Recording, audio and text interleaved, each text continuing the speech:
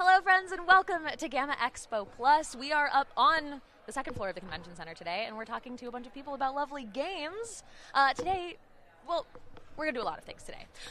We're going to be chatting with a few different publishers. We're going to be talking to a few more people from GAMA Expo. We're going to give you a little bit more of an idea of what you're missing at GAMA Expo if you weren't able to attend this year, so that hopefully we see you next year. I'm Saige Ryan. I'm Carlos Luna. And who are we joined by today? And I'm Drew Worley with Whirligig Games. Yeah. So I'm the board of directors member on the creator division with Matt Fantastic. Yeah. And it's been an amazing day chatting with members of all kinds and doing our creator programming downstairs in the pavilion. It's been so much fun down in the Creator Pavilion. We've been spending a lot of time down there. You guys have put together something really, really awesome. Yeah, major kudos to Kathleen Mercury and Matt, who have done a ton of the organizing and rallying of cats to get all of the folks together for the major, networking and education share, right? It's the knowledge share that is the lifeblood of Expo, right?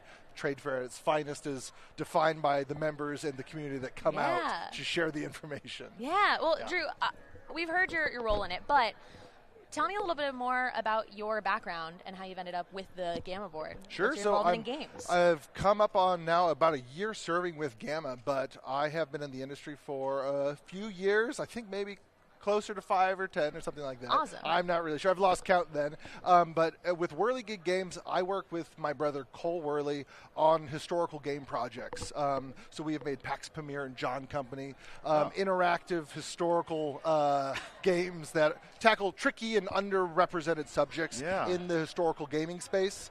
And we are working on our next one, Molly House. But we're a development and design studio, and we rely on crowdfunding. So we're a little bit of the new blood at this organization because we're not fitting in the traditional models that have typically worked for designers and publishers, because we do everything in-house from design, development, graphics, layout, pre-production, everything. Wow. So we get to have our fingers in all of the different production buckets. So a show like this is just amazing for the sort of connections that you get in the industry, but also reflection on your own practice as well.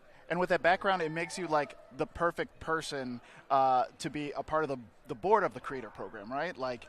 Because you've had your hands in this, freelancers and graphic designers and whatnot. Can you talk about, for people at home right now, can you talk about what is a creator? Sure. What is that? I think it's important because there's different divisions, but creators for us are folks that are in the act of making the thing, whether it is the design and systems work, which I think historically when folks think of games, they think of game designs for creators, but this is also including that we're expanding the net to include that of illustrators and graphic designers and folks that are making the thing, right? And then there's also divisions for media and events, for folks that are doing content or influencing stuff or writing essays.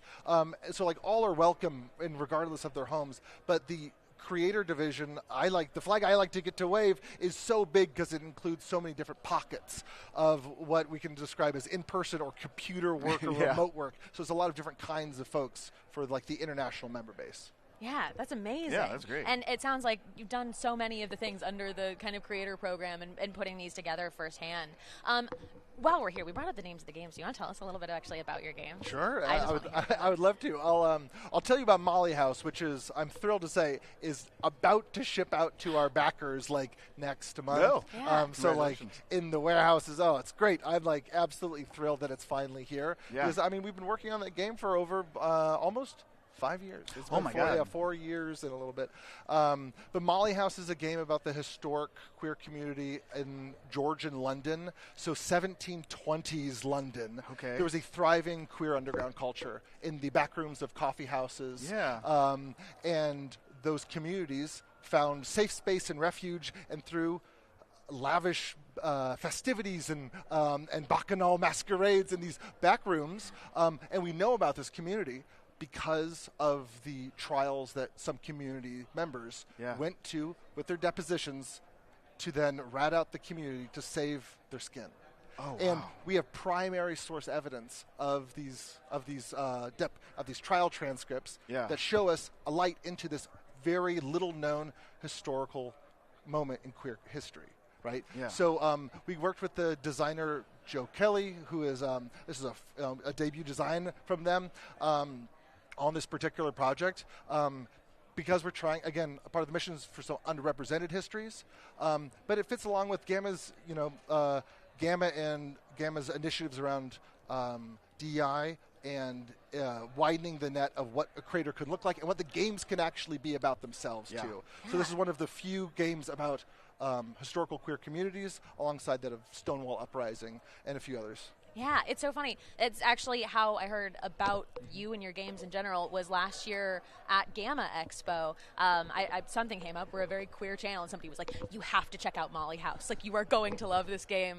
And I'm so fascinated by it. I think it's such a wonderful exploration. The absolute kismet of the weird things that happen in the shipping pipeline has led that Canada has been shipping all of the first copies of Molly House in the world, but nowhere else in the world yet. Oh, well, things happen in logistics world. So I've gotten some. Canada. So yeah, exactly. That remote Edmonton have had the world premiere of this game, and I absolutely love it. So it will be coming out to the rest of the world in a few months. But we get to celebrate that Canada got it first. Yeah, and I think it's really inspirational for people at home. I think it's hard in any creative field to feel like everything's been done. Yeah. Right? Like, if you're in any part of the process, if you're somebody that wants to create games and has ideas, thinking like, oh, well, that can't be a game. No, that's not true. Anything can be a game, and it doesn't have to be like the standard party game format. There's so much to explore that's new, that's historical, and that there's so many ideas yet to be had. And there's also a lot of structure for folks that have ideas that don't fit into the norm, and they're looking for avenues for it, which is to say the Horizons Fellowship Program, the Zenobia Awards, a lot of programs that are interested in what if games could do more, be about other more diverse subjects, and come from new voices, importantly. So there's a lot of access points that are now being more promoted inside the hobby and inside the industry writ large. Yeah. Speaking on that, in terms of the creator program, what was your main motivation for heading up something like this? Oh, sure. I mean, we're in a funny spot where we could have served for and spoken towards the publisher and led as the publisher. The creator division has honestly, it should be led by folks that are making the thing.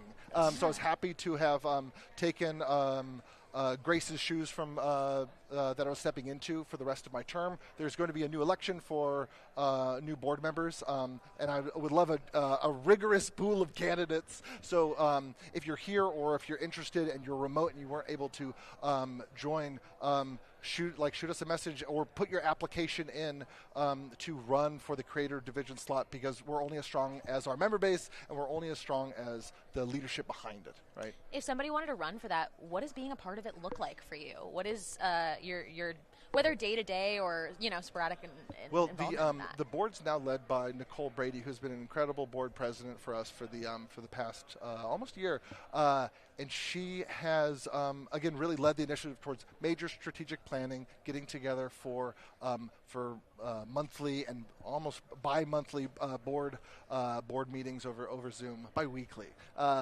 and really being involved in high-level planning, which is to say it all boils down to letting the executive director execute on the vision of GAMA. And I have to shout out John Stacy, who has done a tremendous job for this year and for other years, putting together all of the moving parts that come with not just membership, but also running the events with Expo and Origins. In your time, I'm sure this has been a very collaborative process, right? Of being involved, meeting so many more members of GAMA, so many other people that are doing what you do. Is there anything that you're kind of taking away from your almost year of being a little more involved with this industry in that way? Honestly, it's the best of a positive feedback loop where you just get excited to then spend more of your time, and it's you can lead down the wild rabbit hole of you understand why people have been at the organization for 20 plus years, right? It's like GAMA has been around a long time, and folks have committed relationships to it, and it starts because of the networking and the close bonding that happens both across the year for members, and also that when it comes to head at the networking events around Origins and Expo. Amazing. Right? Yeah, that's great. Yeah. As far as what is an invaluable thing? It's like someone wants to get into GAMA, they want to come next year. What is an invaluable thing that you've learned that you're like, I wouldn't have learned this on my own. There's no message board that I would have found, no tweet or anything like that. This was a conversation that you had on the floor with someone here. I can't say so many of these things. There's so but many of I them. will say, I will share that the shape of those conversations are happening in the informal meeting spaces, and they're happening after and before the seminars. Yeah. And it's these it's the breakout spaces, it's the networking events, it's the lunches, it's the meetup for the creators that I'll be running to shortly after this. And those spaces are allow you access to understanding pockets of the industry that you were entirely unaware of. Because that's the thing, it's a wide net that GAMA is covering, but more so, it's a large organization that has pockets that could be doing analogous work to the things that you're interested in without you having realized it, right? Yeah, so there's always really interesting corners that are a lot closer to what you're interested in than not. I think this speaks right to, I think the benefit of a lot of the online tools that GAMA has been rolling out, especially because it isn't just about this event, it's about the continued support across the year to make sure that that networking keeps on rolling on, because knowledge share isn't just boiled down to weekends or week events, right? Yeah, it's sort of happening across the much wider time. Yeah, there's such a wonderful community that's kind of inherent to that. I feel like as soon as, we signed up, and we're obviously on the media side of things, and we were wondering if there was really kind of a good place for us to fit into that. And it's amazing how instantly communal it is, how many people are there to ask questions and answer questions and connect. Yeah, and I think it also speaks to the organization responding to an industry that is on a shifting water table. Everything's always changing, and the organization is made up of folks that are in the industry that want to benefit from it and have their organization responding to the changing industry. And I think that's also really key. So the amount of support that has come from the crowdfunding side, from the folks that are interested in ad metrics, that are then showing up and then sharing their knowledge, right, at these sort of events, I think is really key, right? Yeah.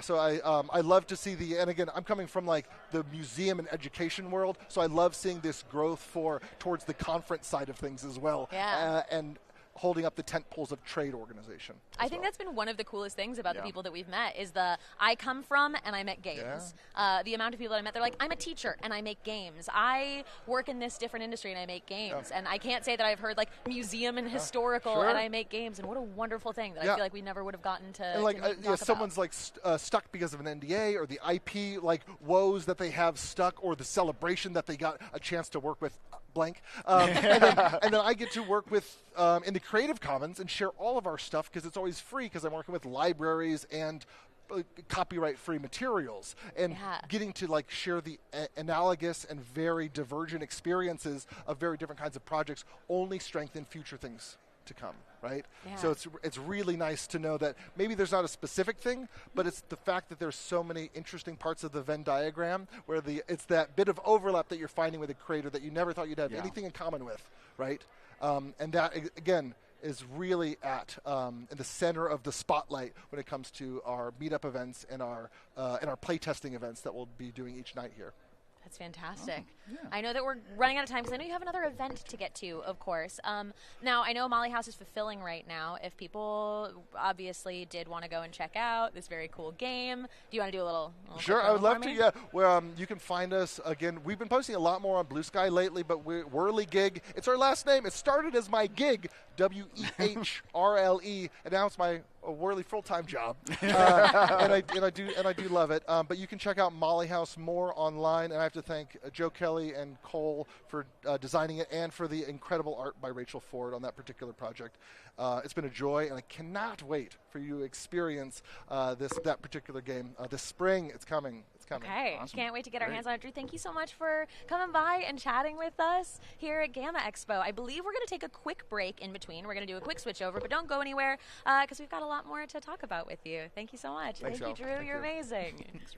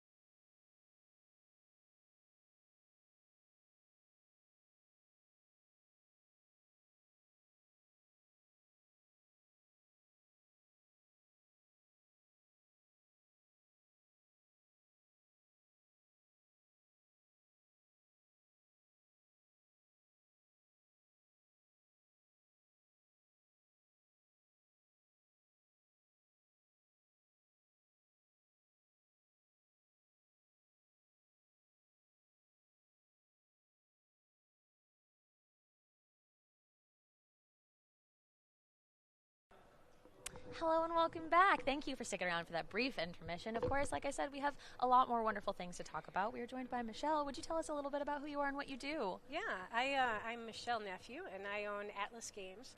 And we are up in Duluth, Minnesota, which is not quite Canada, but about as far north as you can get, north of the Twin Cities, Minneapolis, St. Paul.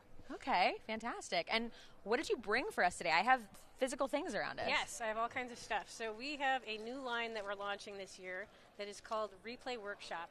And what this is game accessories that are all made out of 100% recycled plastic made in the USA.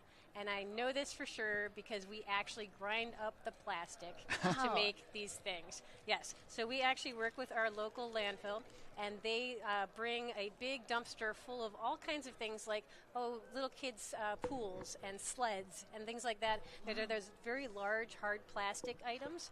And we cut them up with saws and throw them into a hopper with a big grinder. Oh, my God. It grinds it down into shred. I didn't realize you were doing physically doing We're this. physically Yeah. grinding the stuff up. And then we have molds and extruders, and we put that material into it and press it out into things like dice, for example. And so these are some examples of the dice that we've been doing. And they have all kinds of really neat swirls and things because these are more of like a crafty type level where we're doing it in our actual office and warehouse and workshop, we call it. And on the flip side, we've been doing larger runs of things like this that are more homogeneous. They don't have the neat color swirls because we're doing these on large presses and doing enough to do actual print runs to sell into distribution. Wow. So we have condition markers for RPGs. We have minis bases to go underneath your figs, and we've got several different kinds of dice, and we're ramping up and adding more and more products every month for that whole line. That's amazing. Can you talk a little bit about your motivation for this? Like, how do you get into? Because did you have a hopper in the back, or do you just like? Did you just love grinding up? Yeah, you know, it started just as my husband John and I, who own the business, and we both have an environmental commitment. And so, as the years have gone by, we've been in business for 30 years now. We realized that some of our games are not particularly environmentally friendly. For example, we publish Gloom. And Gloom is a game that's printed on transparent cards. And those are made out of PVC, which is an environmental nightmare, in fact. It is hugely toxic and awful. And so we started talking with our printer and saying, hey, can you offer us some more environmentally sound options for this? This year, after working with them for several years, they finally have got figured out a 50% recycled option. Wow. And that is a huge win. That's an incredible win. But the only reason it happened is because we pushed and pushed and pushed for years to get them looking for it.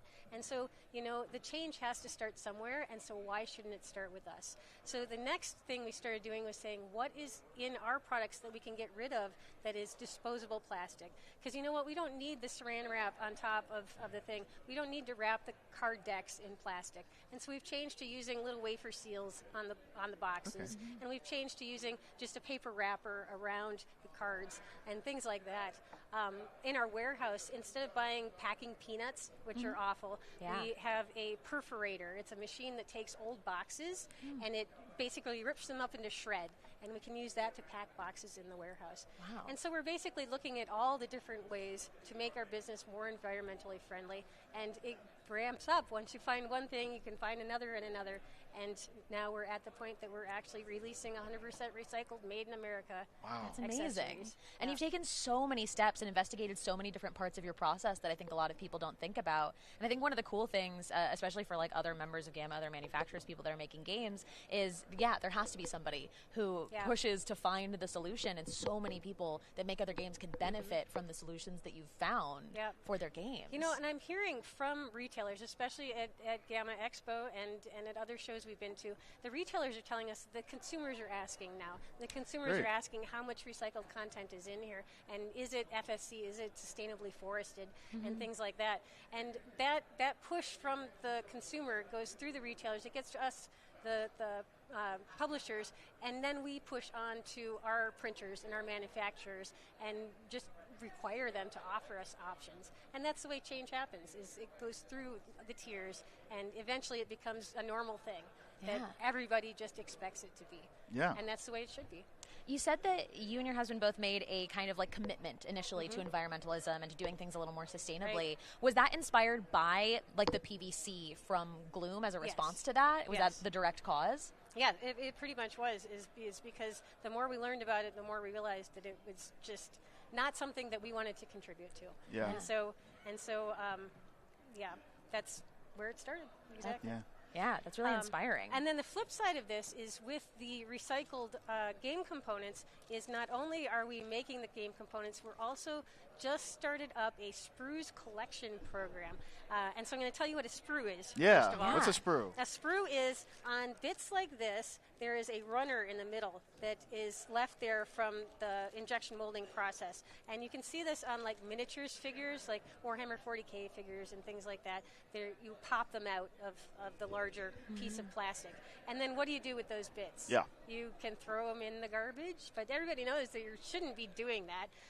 And so what we've been doing is we've been working with a few select stores in our local area. So in Duluth, Minnesota, where we're from, and the Twin Cities, Minneapolis, St. Paul, and Madison, Wisconsin. So we have 4 or 5 stores right now that they have been collecting the sprues that their customers bring into them, and then we have someone pick them up, bring them to us, and we throw it in that grinder, and we can make new things out of it.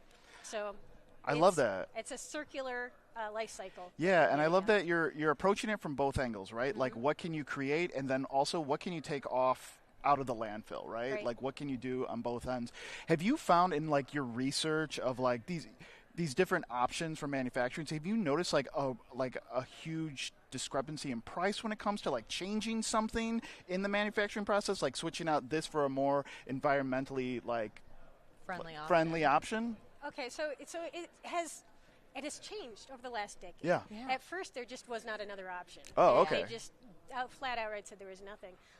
Today, I just got a bunch of quotes in for a job for a product, and the difference between FSC, the sustainably forested paper, and the standard paper is only a few cents. Okay. It's really changed dramatically just in the last decade, I would say, in fact. But the plastic is harder. The plastic is not the low-hanging fruit.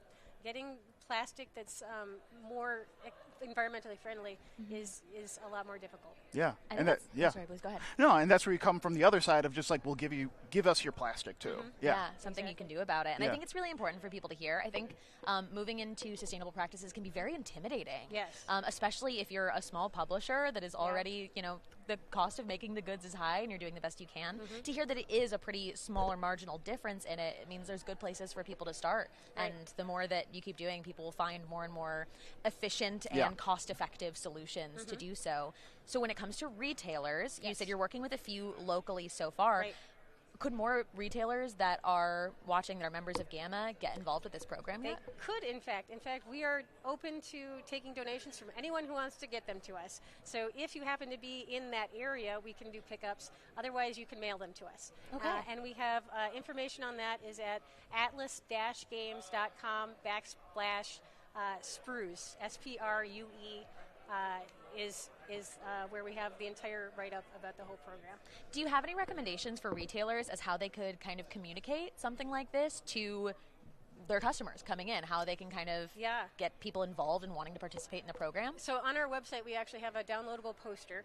And so we just say, use whatever container suits your particular store the best, and put our poster near it and let them know that they can drop them off. And that's usually enough. We had one of our stores is a hobby town, and the owner of the hobby town said that when he announced it, people were coming in with huge piles of sprues because they had been collecting them effectively because they have the assembled Hobbytown has a lot of kits and things like that, and people had not been throwing them out. They had been putting them back in the box. Yeah, a lot of people keep the box. Storing them in the basement in the box. That makes sense. Yeah. Rather than throwing out the sprue in a way they knew was not appropriate, and so the first week or so they had just enormous amounts of sprues coming in from it. So it's wonderful to hear that people have been literally waiting for something that you created, a program to participate in, and that's, I think, inspiring too, to be like, people will adopt this, people will do it. It's not a difficult challenge for somebody who is a consumer, because obviously this goes from you and then you have to go to the retailer retailers, and the retailers have to communicate it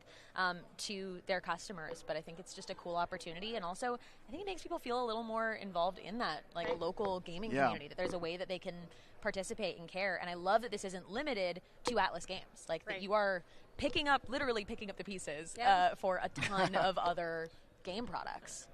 It's good for everyone, so it's definitely worth doing, and we've enjoyed working through that process and showing the industry that it is possible, and it is something that we can all strive to make happen for real. Are there any future things that you hope that you've not been able to achieve yet in these kind of sustainable processes, whether it's for you, specifically for Atlas Games, or for other parts of the industry that you hope to see change in the next few years? I think the one that I would... Okay, my advice is don't be a purist. Okay. Yeah. Do what you can where you can. Yeah. Try and find that low-hanging fruit.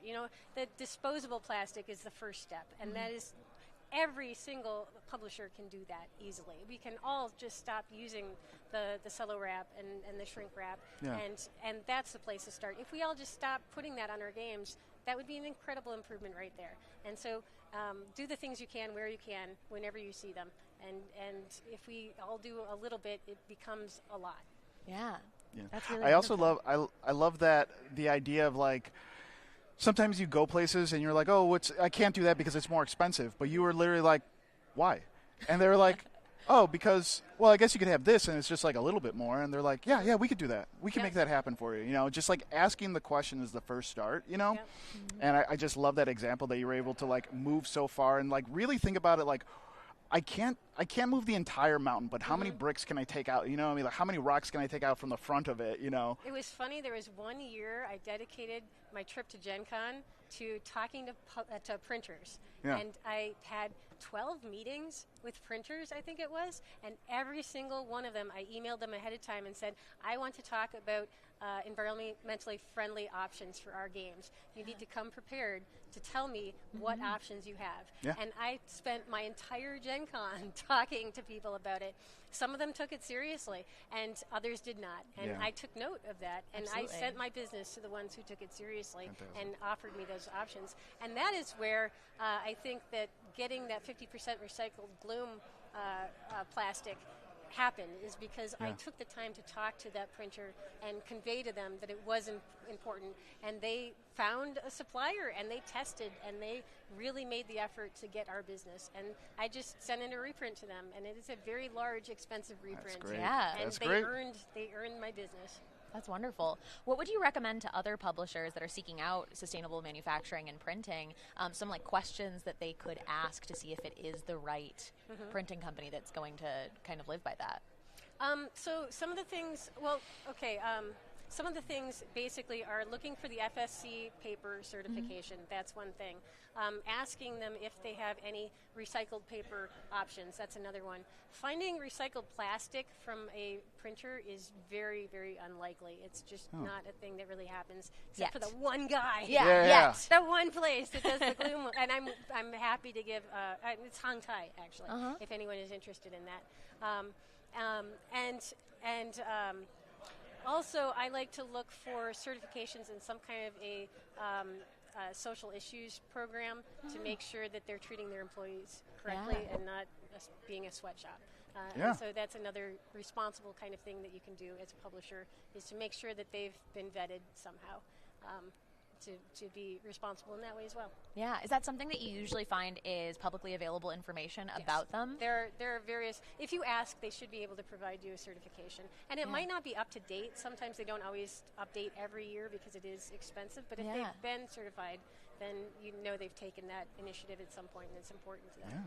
That's amazing. Yeah. This is such an exciting program, and it's such a wonderful kind of expansion on your work in this industry, in this business. I think that's really great. So I want to, one more time, because we said a link, so one more time, exactly where people can participate in this. So it is Atlas, ATLAS-games.com /sprues.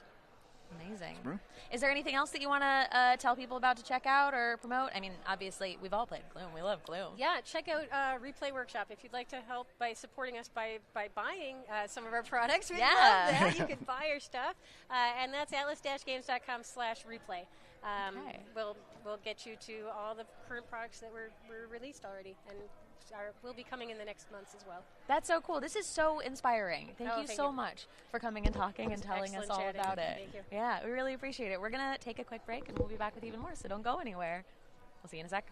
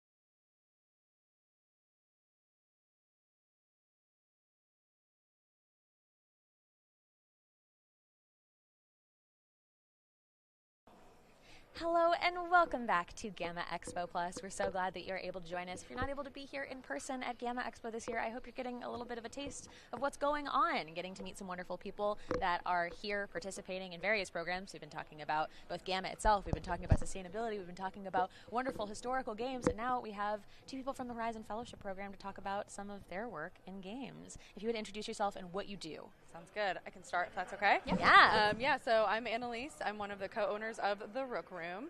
For the last 6 years, we've been doing pop-up game events for board games, card games. Puzzles has gotten very big. A lot of things that, not as many like TCGs and stuff, but more like games. And we're working on opening a board game lounge and cafe in the spring. Wow, amazing. Yeah. Hi, everyone. I am Justine Coven. I am the creator of the game Pet Domination, Kittens vs. Corgis. It's a really fast, fun, and super adorable game where you play as either a kitten or corgi influencer, and you guys are battling it out in order to gain social media domination.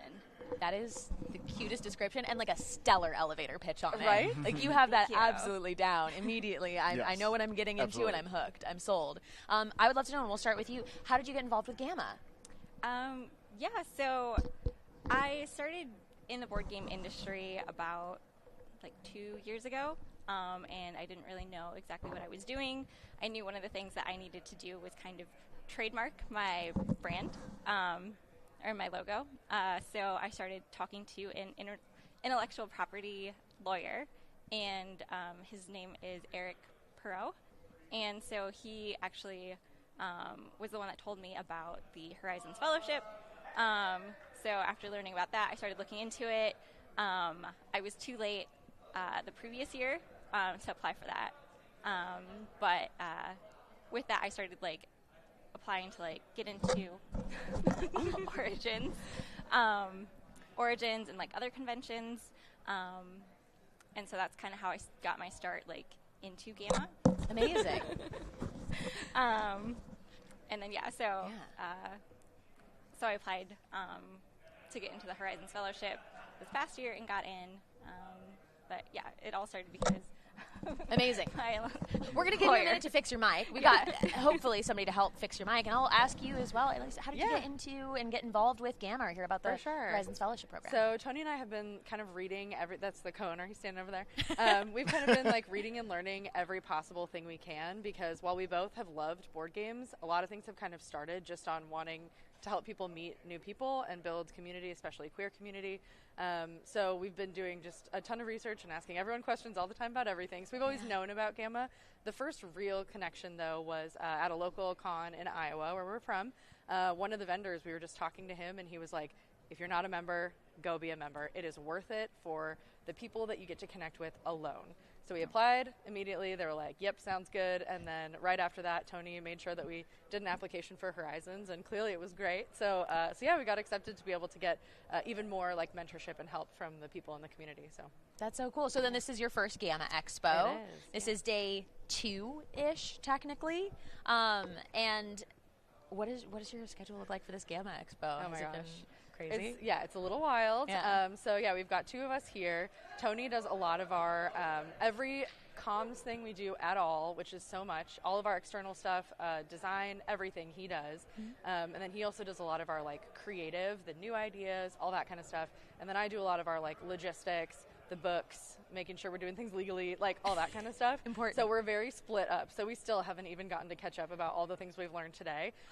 But very excited about a packed schedule of a lot of diverse topics so that we can split up. We're not stuck in the same thing every time. Pooling that knowledge, we get to get a bunch from everywhere. So that's so wonderful. What about you, Justine? How's your day 2 of GAMA been? Yeah, I mean, it's been packed. Yeah. There are just so many different seminars that I've wanted to attend. So I've gone to one basically every hour. Wow. I feel like there's just so much to learn here. Yeah. I've just been going to all the seminars. And that's what I have like set for tomorrow is basically every hour there's a seminar I want to go to. Yeah, really following all of the educational opportunities. Yeah. That's very cool. Yeah, there's just so much to learn here. So, have you guys found anything being demystified for you since being here? Like something that maybe you built up a little bit in your head of like, oh, this would be impossible to do. I can't imagine shipping internationally and having this type of manufacturer or something like that. Is there anything on your list that you're like, oh, this might be a little bit doable now? Yes, and I think part of that has come from the sessions we've been to for sure. I've gone to multiple where lawyers are talking about IP and all that kind of stuff because we've come up with some things that are very specific that we kind of want to learn how to protect and do correctly and all that. And then the other half is just people who are around that you start chatting with in the hallway and you're like, oh my gosh, you did it? How? And then you get to just talk through the how and all the questions, so definitely. That's incredible. Yeah, I would basically say like exactly the same.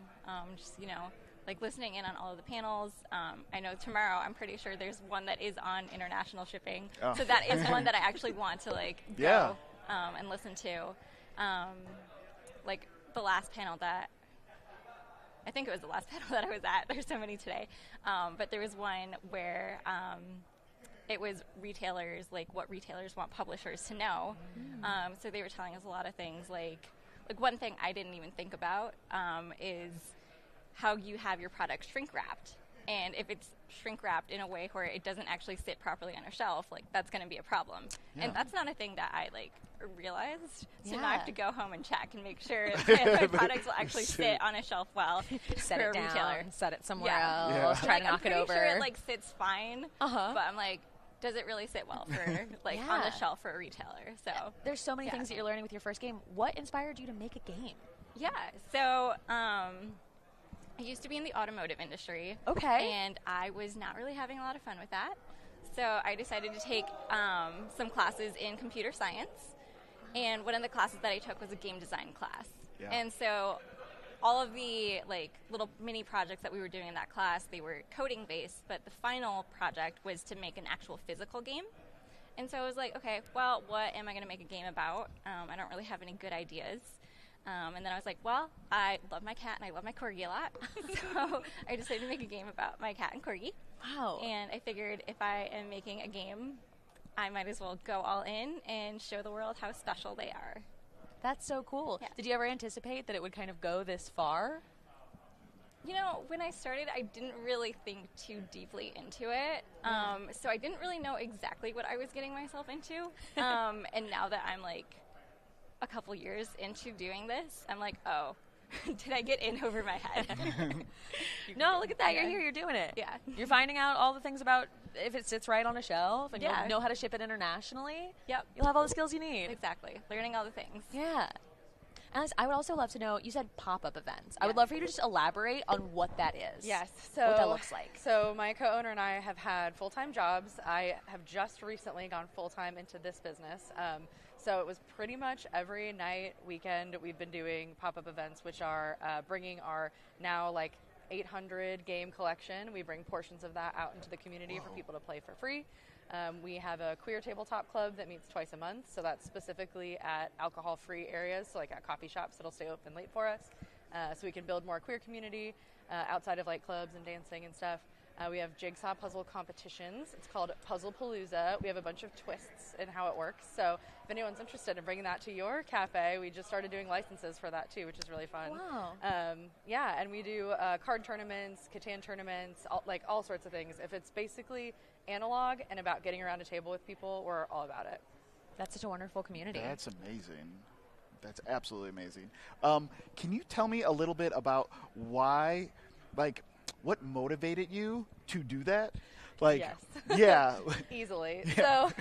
So like I said, my friend Tony and I, we were volunteering for a board together, and we basically just started talking after meetings and talking about, it's so hard to meet people these days. I feel like I'm as addicted to my phone as everyone else, so people-to-people interaction gets me a little anxious, and I think a lot of people now after COVID, it's even worse. Yeah. So we were like, how do people meet people? We met volunteering, but not everybody has the opportunity to do that. Mm-hmm. We're like, well, we like games, and he was drawing these beautiful D&D maps, but he wasn't even able to play D&D. So we're like, how can we get a space that can do this? And we just started doing some research, and we were like, oh, let's open a board game cafe, LOL.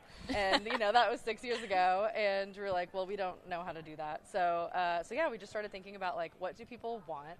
Can we see if this market is actually interested in a board game cafe? So let's just start trying whatever we can. And the bigger we got, the more our audience felt like they could come tell us, like, hey, could you do something around this topic or this idea or whatever? And now we're so lucky we have so many awesome small businesses in Des Moines, and all of us have just been working together to partner on all kinds of things. We have sort of this pop-up crew of a bunch of people who've all just been like learning and growing all together. So it's done exactly what we want, which is continue to build community. It just happens to be through games.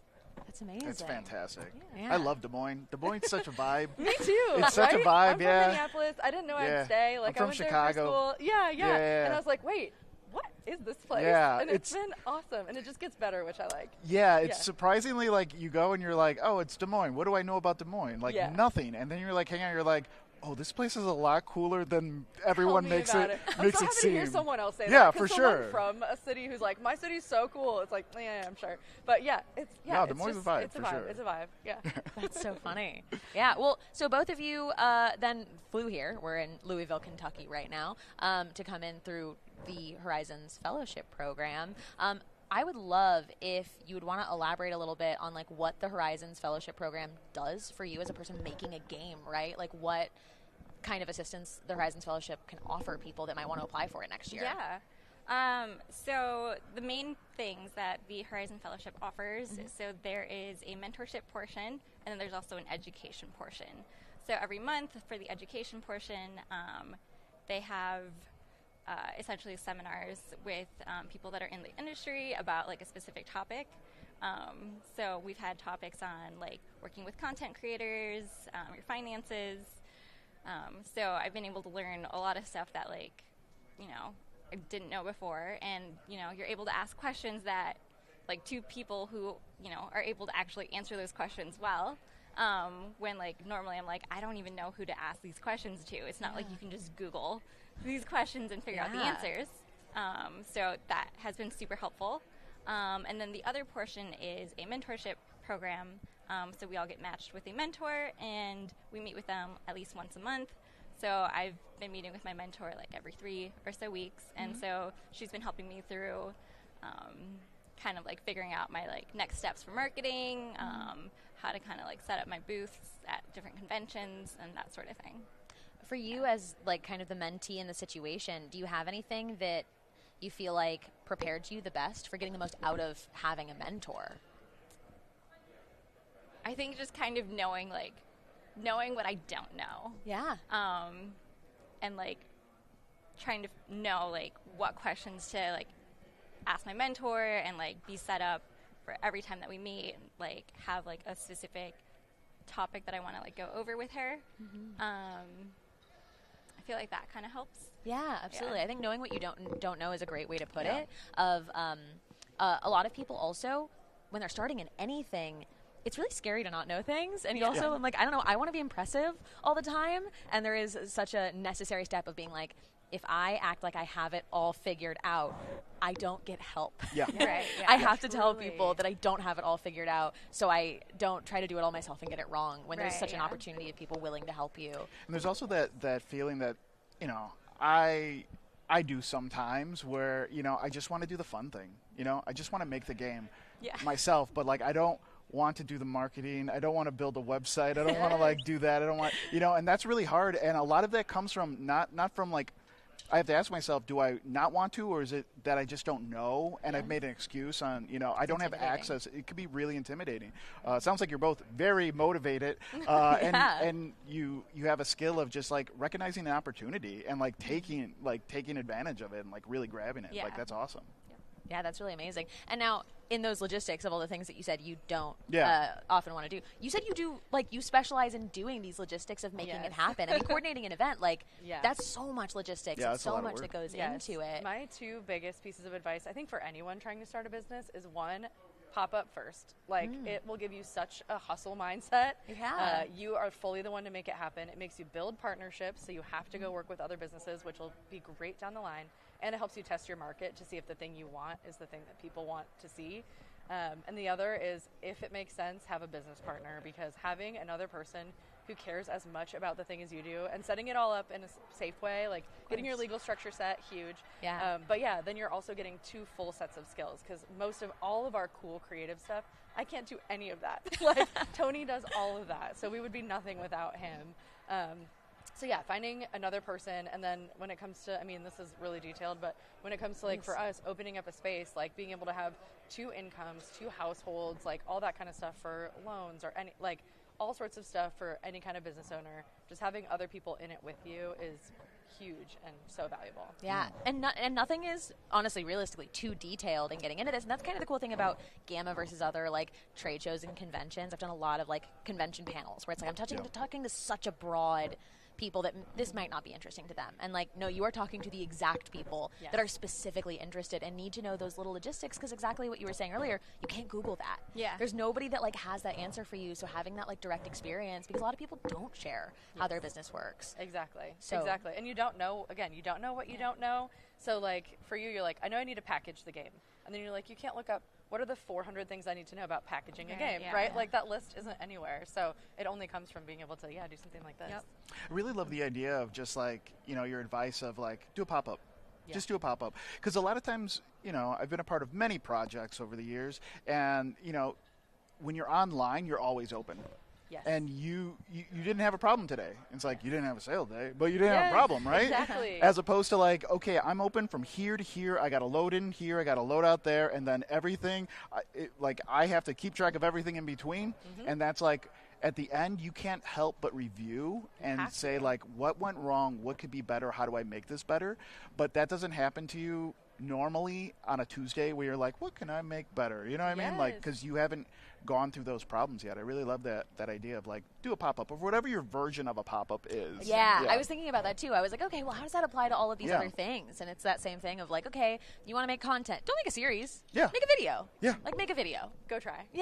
Give it a go. And I think for games too, we do plenty of like play testing with people. Yeah. They've got a great idea, so we're like, okay, let's pop it up. Let's go get it out here. And getting feedback right away from someone is so critical, because right now you can get reviews online, you can get marketing online, you can do all this stuff online, but having someone in front of you and they're like, I don't know if I want to play, you get to say, oh, why not? And if someone looks at your thing and moves past it online, you'll never know. And so here in person, they're like, oh, this just doesn't seem like my vibe. And you're like, say more. Like, what is your vibe? Yeah, like, tell me. Oh, okay, well, this is actually more like this than you think. Or cool, no problem. Like, you get that kind of feedback, which is just so valuable to your business. That's so cool. You talked about that you work with a lot of, like, obviously local small businesses, but what about people who publish games? Is there a way for them to get involved with what you're doing? Oh, absolutely, yes. So first of all, we're always growing our library. So if anyone wants to send their games over, we get stuff played all the time. There are so few games that never get picked up. So your game will get picked up by somebody. So we've got that. And then, we do a lot of play testing. So if people want to get their game out just for people to try, we're always about that. But yeah, I mean, anything that's really about pulling people together around a shared love of games, like our tagline is, we're game. Like, we'll do it. So that's good. Call it. That's really good. That's really we're game. good. That's clever. Yeah. I like it. That's fantastic. Question for you. Yes. What's in the future? What's the game that's been on your mind? What's the thing you've been working on that you don't want to share with the rest of the world? Don't worry, it's just between you and me. Yeah, we won't tell anyone. Yeah, we were not going to Don't worry about that. Those are off. There's no one there. Yeah, those are off. Yeah. Well, so I do have an expansion for Kittens vs. Corgis that will bring the game up from 5 players to a maximum of 8 players. Oh, okay. So that is something that I would really love to be able to release. And then I am also currently working on a trick-taking game. A what? A trick-taking game. Trick-taking? Yes. What's that? What's a So, like, trick-taking? when you take different tricks. So, like spades or hearts. Yeah. Oh, it's okay, like, yeah. I play a spade, Okay, you all okay. have to, and now these Yes. are mine. Yes. yeah, so it's still going to be, like, with the same characters, like, in Yes. that same world. So, that is a game that is in the playtesting process. Adorable. Oh, that's so exciting. So cool. Do you feel like you want to keep kind of developing in that same like IP space of cats and corgis? Yep. Cats, corgis, turtles, snakes. Yeah, are there more animals in the future? We're looking at fish right now. I have been, like, tinkering with the idea of doing, like, other expansions with other pets. Okay. Yeah, kind You're going to have to adopt more animals. Exactly, yes.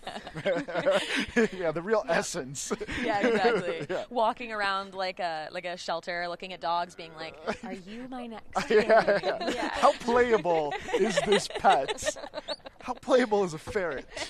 Yeah, Ferrets are very cute. Very playable. Yeah. Really. I mean, there's a lot to do with that. I think that that's really great. That's really cool, though, and to keep expanding upon that IP. And as you're talking about kind of getting into the trademarks and those pieces of it, really building a recognizable world of your own is really cool. Yeah.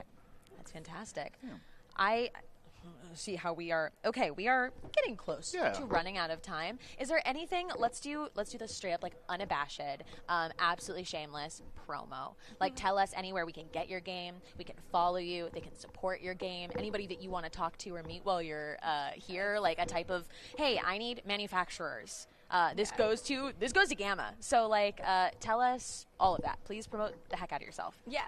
So, if you want to buy the game, you can buy it at either kittensversuscorgis.com or petdomination.com. You can contact me at info@petdomination.com. Can follow me on TikTok and Instagram at kittensversuscorgis. And really, I am at the stage where I'm looking for retailers who are interested in the game and distributors.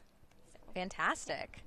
All right, Annalise, tell us. Yeah, so we're right in Des Moines, Iowa, so if you're ever on 80 or 35 and you want to come on through, your first drink's on me.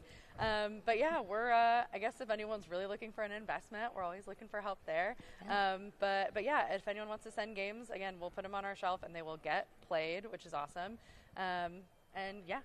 Well, tell us where they can find you in order to get in contact with you to send you those games. Not the marketing person. I got you. Yes. So therookroom.com is our website. You can reach me at Annalise but info at is easier. info@therookroom.com. We're on Instagram. We're on Facebook. And if anyone is watching this in Iowa, we also take game donations. So if you have some that you need to get rid of, we can bring them on over to us too. That's so cool. Fantastic. And do you have any like specific events coming up? Oh my gosh, we have so many events. Our Puzzle Paloozas are coming out, but those sell out really quickly. Our Queer Tabletop Club, of course, our twice monthly open plays are coming up. We've got some tournaments. We've been doing cribbage and euchre tournaments. Euchre is really big in Iowa.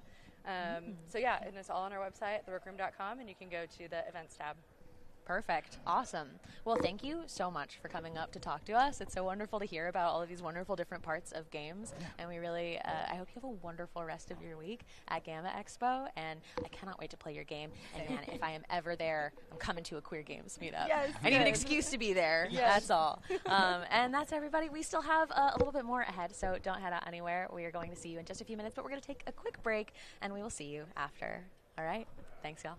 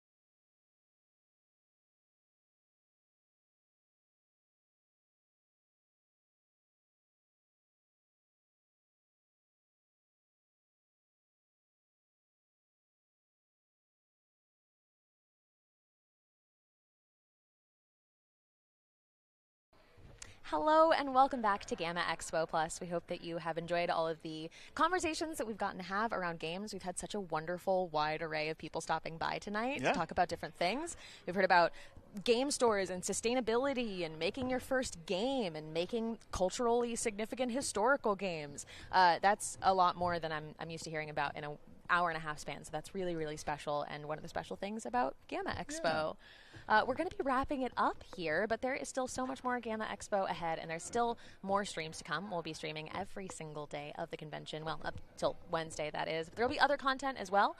There's also those educational seminars that are happening here on site, and 4 will be uploaded per day if you're wanting to catch up on some of the wonderful information that we've been talking about. I know that Annalise and Justine were just talking about how wonderful and insightful. And how much they've learned since being here, all of the fun niche topics that you can't just Google. Well, hey, once this is up, maybe you will be able to just Google and get some answers to those really important questions. But we're going to get out of here. So check back later for some of those seminars to be uploaded, just a few per day.